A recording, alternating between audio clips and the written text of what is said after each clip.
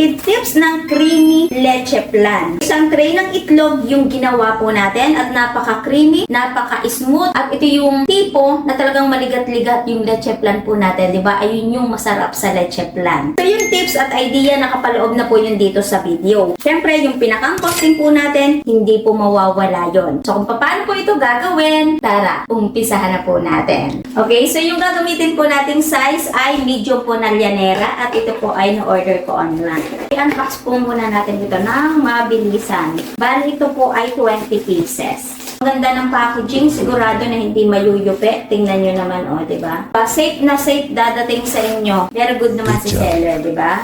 So, ito yon. Hugasan ko po muna ito ng mabilis. Okay, so ang sunod na po natin gagawin, magkakaramelize na po tayo ng ating asukal at ito po ay kalahating kilo. Kung gusto nyo pong magsama ng tubig dito is pwede naman po yun, pero ako hindi na ako magsasama. Lulutuin lamang po natin to sa mahinang apoy para hindi naman po pumait yung ating pong caramelized sugar.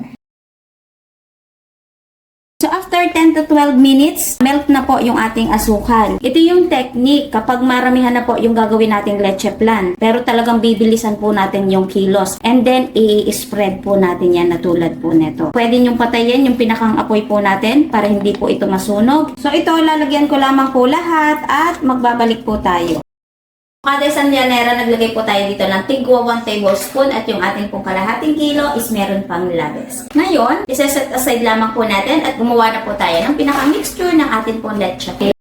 Purong egg yolk yung gagawain po natin para yung leche flan po natin ay mas creamy at saka may pagkapuna talaga yung pinakang leche flan po natin. XL yung gagamitin po natin. Paghihiwalayin lamang po natin yung pinakang egg yolk at saka yung egg white. So yung pinakang egg white po natin, huwag po natin itatapon kasi madami pa po ang pwedeng paggamitan po nito. Sa mga next video natin, pwede pa po natin itong magawa ng recipe. So ilagay lang po natin sa ref. So kapag napaghiwalay na natin, maglagay na din po tayo ng 1 tablespoon ng vanilla. And then, isunod na din natin ang 4 na lata ng condensed. So halimbawa kung itatanong nyo, Ate Tipid Tips, kalahati lamang po ng tray yung gagawain ko. So 2 condensed, 1 evap, yung gagamitin po nating gatas. Sa gagamitin naman po nating gatas, kahit ano namang brand, pwede naman po yun. Ito na yung ating 2 evap. Yung pinakang egg yolk, pwedeng haluin na po natin bago natin i-mix yung mga ingredients. Pero ang ginawa ko is diretsuhan na. At yung pinakang last, pampatanggal ng lansa ng ating egg, gagamit tayo ng 4 na kalamansi. Pero kung meron tayong dayap, mas better din po yun. Kasi mas masarap, mas malinamnam, mas creamy yung pinakang leche flan po natin. Ngayon, hahaluin lamang po natin ito ng dahan-dahan. So ito, para mas smooth, mas makinis, mas pino. So kailangan po natin itong salain. Mga 3 to 5 times, pwede po yun. So kapag nasala na po natin, ngayon maglalagay na po tayo sa ating pong mga llanera. At sa puntong ito mga katipid tips, meron na din po tayong pinapakulong tubig sa ating pong steamer. Kada llanera, maglalagay po ako ng 1/2 cup. Doon sa pinakang part 2 po natin, ganun kapal lamang po yung kailangan ko. So, yung ginawa po nating 1 tray, so tayo po ay naka 24 na llanera. So, saktong-sakto mga katipid tips. Kailangan takluban po natin yan. So, pwede ang foil. Kaya lang kung foil yung atin pong gagamitin, lalo na kung pang negosyo, so mapapamahal yung pinakang expenses po natin. So, yung atin pong gagawin, gagamit tayo ng plastic labo at saka lastiko. So, itong 8x11, pwede pa natin itong hatiin sa gitna. And then, ilalagay lang natin ganon. So, less expenses kapag ito po yung gagamitin po natin. So, lahat, lalagyan ko lamang po ito. So, kapag nalagyan na po natin ng cover, i-assemble na po natin sa ating steamer. Size po nito ay 36 cm. Dito, pwede po nating pagpatung-patungin yung ating pong llanera kasi meron naman pong cover at hindi naman po aalsa yung pinakang leche flan po natin. Para tipid tayo sa gas. Diba? Isang salangan na.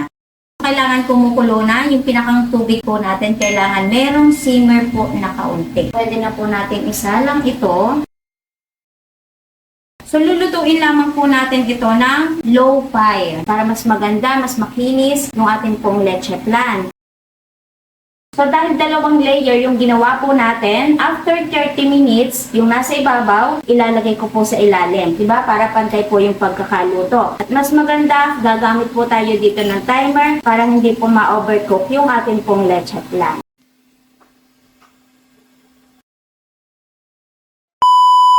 Okay, so okay na yung ating leche flan at niluto ko po ito ng 1 oras at 40 minutes hanggang 2 oras, pwede pa rin po yon. Kasi niluto ko lamang po ito sa mahinang apoy para maganda po yung texture ng ating pong leche flan. And then, kaya mas tumagal siya kasi 2 layer yung ginawa po natin. Pero kung 1 layer lang, 60 minutes or 1 oras, okay na okay. Dun sa ating leche flan, additional lamang po tayo ng minutes para siguradong luto yung ating pong leche flan. And then, habang lumalamig po ito, nagpi-firm yung pinakang leche flan po natin. Para mas makita natin ang ayos, isasalin ko lang siya sa microwave bubble top. So ito, na-order ko po ito online, 50 pieces. Nakalimutan ko lang kung magkano yung presyo. So ilalagay ko na lamang po yung link kung saan po tayo pwedeng umorder. Pag maganda yung luto po natin, talagang kumakawang na siya dun sa pinakang lianera po natin. And then, itataob lang natin to. Ito yung pinakang leche flan natin. Kinis yung ating leche flan at halata naman talagang pinong-pino yung pinakang texture. So, dahil 1/2 cup lamang po yung ginawa po natin, so manipis lamang siya. So, kung gusto natin ng makapal nating ibenta yung pinakang leche flan po natin, so dadagdagan lamang po natin yung pinakang mixture ng ating leche flan. So, dito, gagawa po tayo ng pinakang part 2. Gagawa po tayo ng Graham de leche. So, abangan nyo po yun. Hindi ko lang siya pinagsama sa isang video para hindi lamang po ganun kahaba yung pinakang video po natin. Okay? So, mahalaga doon yung pinaka-ingredients natin at kung paano po siya niluto. So ngayon, para ma-share ko lamang po sa inyo yung pinakang lasa po nito, kung okay na okay nga po ba. So tikman ko po ito ng mabilisan. Hindi siya masyadong makikita kasi umuus-us yung pinakang leche flan natin. Ayan. Wow! Yummy! Perfect yung pinakang lasa. Ang sarap mga katipid tips. Sobrang creamy, sobrang smooth at may pagkunat-kunat yung atin pong leche flan. So yung nilagay natin 4 na condensed, 2 evap, doon sa isang tray ng itlog, saktong-sakto lang yung mga katipid tips. Ang sarap. Sarap. Bumabalanse yung tamis at saka yung lasa ng vanilla flavor natin. Perfect yung pinakang lasa. So yung pinakang shelf life, kung hindi po ilalagay sa ref, 3 to 7 days, pwede po yun. Kung ilalagay naman po natin sa chiller, aabot po up to 3 weeks. Pero kung ilalagay naman po natin sa freezer, pwede rin po yun. Mas kumukunat pa. So after 1 month, pwede. Pero syempre, habang tumatagal, maapektuhan yon yung pinakang texture ng ating pong leche flan. Mas masarap pa rin kapag lagi pong bagong bake yung leche flan po natin. Ngayon, meron po akong isang pinakang tip sa inyo dito kung ititinda po natin yung leche flan para hindi po madry yung pinakang ibabaw. So, pwede tayong gumamit ng ganitong plastic. So, ito yung pangbalot po ng ensaymada. Bali, ang size po nito ay 13 by 8.5. So, hinati ko lamang po siya sa 4. And then, ilalagay lamang po natin to sa pinakang ibabaw. Ngayon, kung halimbawa, malaki-laki pa, katulad po nito, puputulon lamang po natin yan sa pinakang gilid or pwede rin po natin ipaoblong yung pinakang gupit po ng plastic para saktong-sakto po dun sa pinakang leche flan po natin. So, ganito po ang magiging style.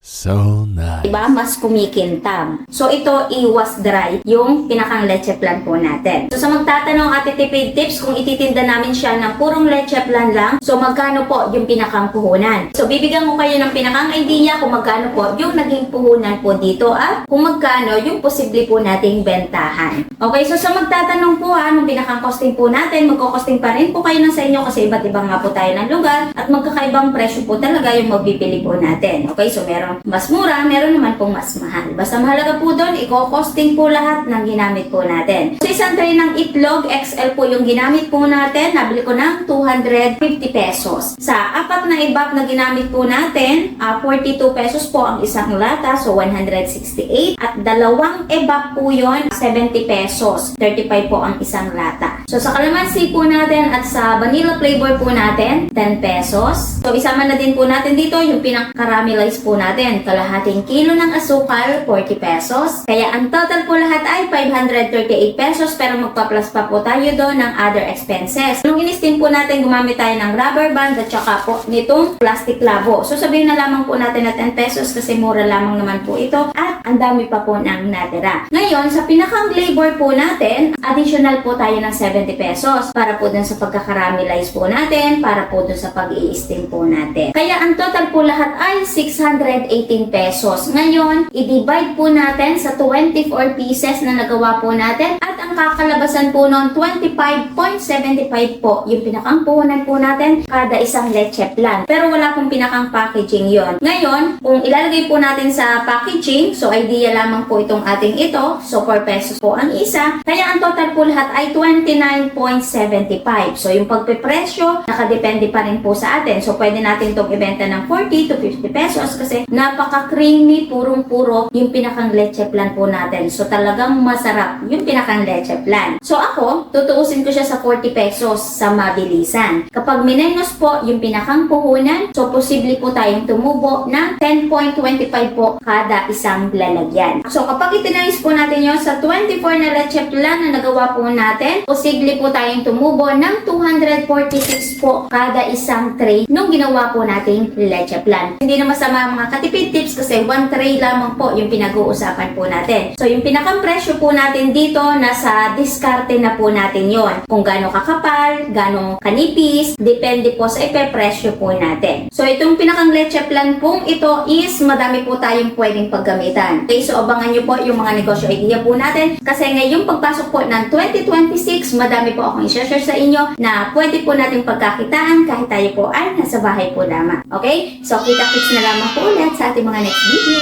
Bye-bye!